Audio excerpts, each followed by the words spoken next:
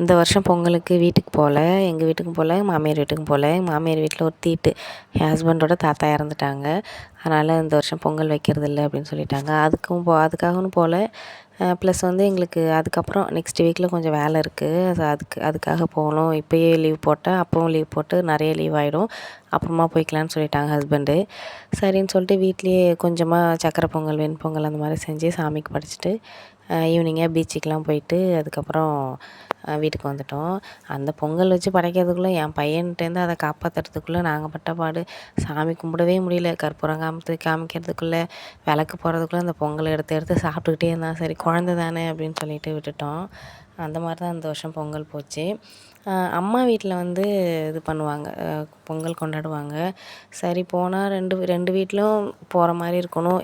எதுக்காச்சும் ஒன்றுக்கு மட்டும் எதுக்கு போகணும் அப்படின்னு சொல்லிட்டு தான் அடுத்த வாரம் போகலான்னு விட்டுட்டோம்.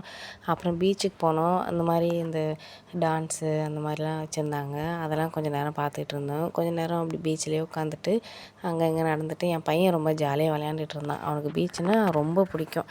கையை பிடிக்கவே முடியாது. விடு விடுன்னு ரொம்ப பண்ணுவான்.